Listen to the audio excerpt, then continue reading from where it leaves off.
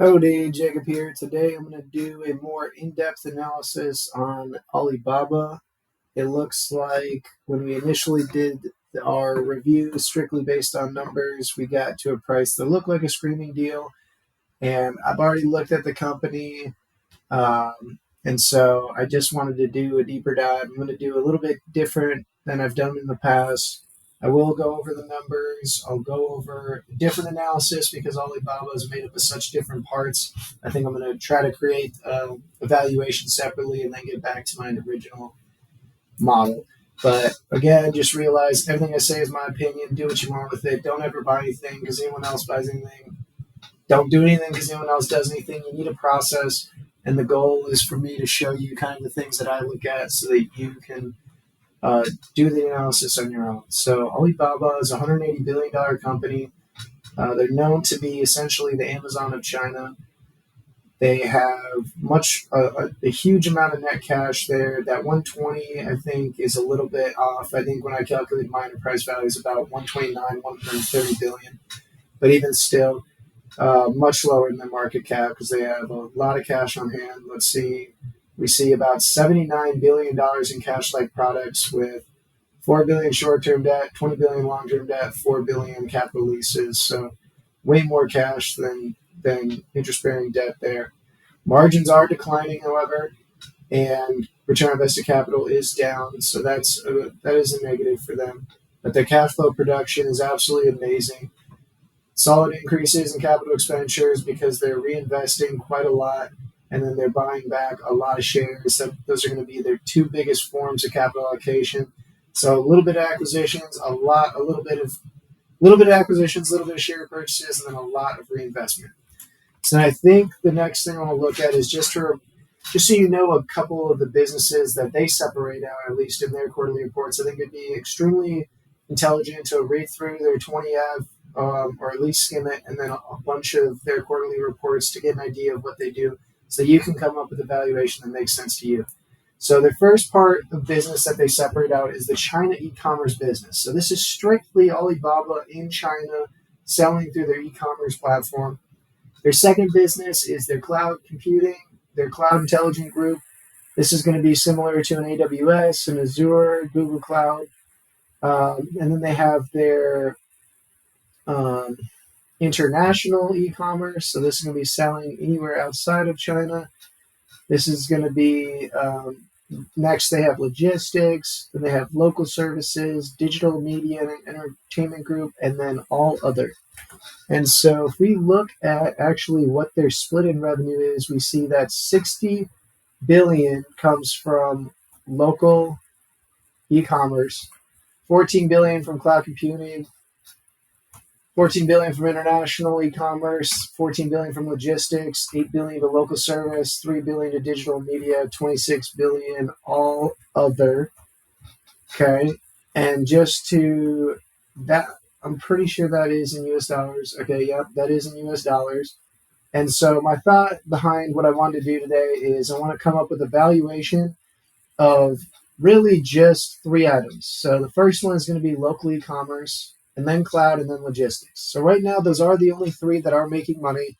But this is basically saying I think those three by themselves conservatively are worth what the price of the company selling at today without even taking into consideration the future possibility of their international e-commerce, local services, digital media, and then all others. And so their local growth, their local e-commerce, my conservatism was, okay, I think that over the next 7 years, each year, they're going to be able to grow 4%. And I think that there will be competition in this arena. And I think that their margins will decrease 1% a year for the next 7 years. And so we see that it starts off at 23% and goes down to 16% margins.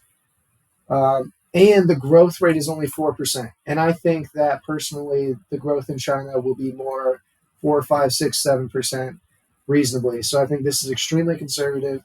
And when I do this calculation of just local e-commerce, again, this is about 43% of all of their revenue.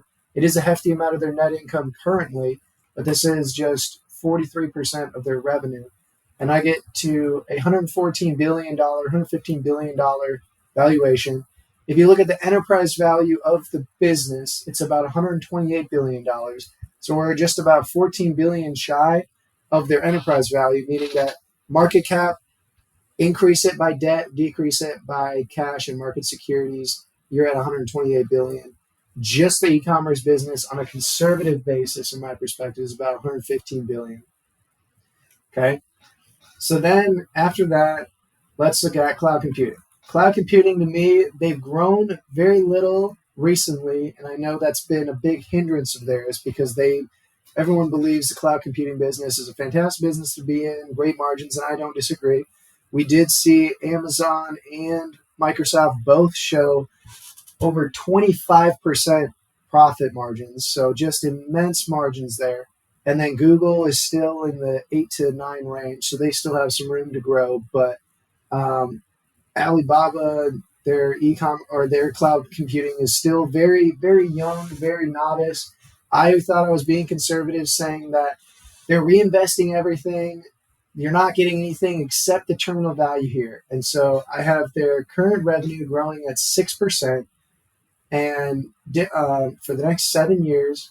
And then I have their margin at that time being 12.5%, which is half of what AWS and Azure are. And I'm assigning a 15 price to earnings or price to free cash flow terminal value. And that business alone is about 41.5 billion. Again, what I believe to be conservative. And then the logistics business, if I look at the logistics of a FedEx or a UPS, the margins on UPS are double digit. You're looking at about 10, 11, 12%, depending on what years you're looking at. FedEx is in the 7 to 8% range. And so I want to be conservative again. So here I'm saying this year we actually are seeing huge growth, 28% year over year, over 20% year over year growth. And so I was like, okay, let's do 10% a year for the next 7 years. And let's do 6% margin because that's lower than FedEx. So again, being conservative with a 15 terminal value because there's less margin. Maybe you would say the business isn't as good as a cloud computing business, whatever the case may be. This gets us to our 24 billion. And if you add those three figures up, you get to a $180 billion valuation. And the current valuation, the market cap is 180 billion. So without taking into consideration cash on hand, their international e-commerce, their local services business, their digital and media business, and all other businesses and investments, I believe it is currently valued with a great possibility for all the upside that they have. And even when I incorporate my new assumptions into my original model, all I'm doing is expanding the margin from 18 to 22% to 16 to 20%, decreasing share change because I'm saying that there's less money available, and then increasing the discount rate to 20% because I'm saying, you know what, we don't know exactly what's going on in China. There's a lot more risk that needs to be accounted for, and we still get to a price that's 7% above the current price, saying that with my assumptions, you will get over a 20% return over the next 7 years. Again, this isn't guaranteed. Nothing is guaranteed in life. Everything's going to be plus or minus whatever. But I do think that there's enough margin of safety here for me to be comfortable in a company like this. And if I had you want to put yourself into a position where you can buy multiple companies that give you a good return with a good margin of safety, that you don't have to stretch your ability to get to the numbers you're looking for. Again, although I think this might be an appropriate price, you're still going to have to do your own analysis and be comfortable with the numbers, be comfortable with the company, be comfortable with the country to be able to invest there. And but for me, it looks like a decent price at this point. And although I did a little bit of a different video for the in-depth analysis, I do hope it was still helpful to show you that the business is made up of different things. I think 3 of the 7 parts of their business, which are one of the parts of the biggest portions of their business from a revenue perspective and earnings perspective, make up what the price is today. So basically you're getting these other 4 for nothing, essentially. So I do hope you enjoy the video and have a fantastic rest of your day.